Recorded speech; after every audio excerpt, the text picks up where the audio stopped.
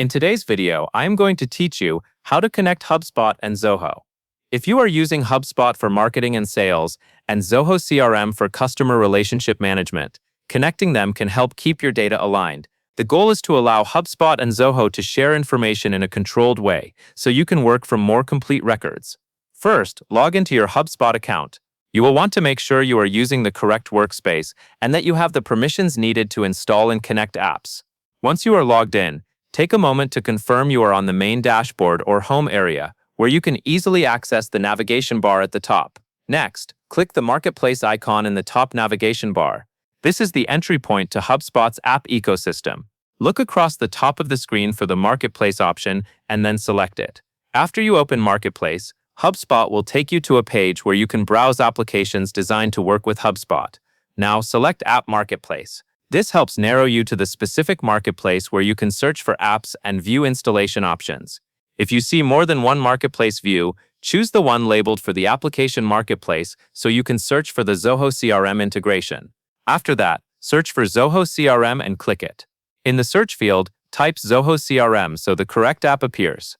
Make sure you are choosing the intended listing for the Zoho CRM connection, not a similarly named product. Once the Zoho CRM app is shown in the results, click the listing to open the App Details page, then click Install App. This is the moment where HubSpot prepares the connection process. Installation does not necessarily finalize the integration, but it starts the steps needed to link the two platforms. You may see an installation prompt or a short loading period, depending on your browser. Next, click Connect to Zoho CRM. This step begins the actual authorization flow between HubSpot and Zoho CRM. Pay attention to any pop-ups or redirects, since the connection typically moves you into the Zoho side to confirm permissions. If a new window opens, keep it open until you finish the authorization. Now, review the access requests on the Zoho screen. This part matters because Zoho will show what HubSpot is allowed to access. Take a careful look at the permissions being requested and make sure they match what you expect for the integration. If you have concerns about specific scopes, this is the time to review them before proceeding. After you review everything, click Accept. This confirms that you agree to the requested access. Once you accept, HubSpot will usually receive confirmation that it can communicate with Zoho CRM. Depending on your account and settings, it may take a few moments for the connection to be established.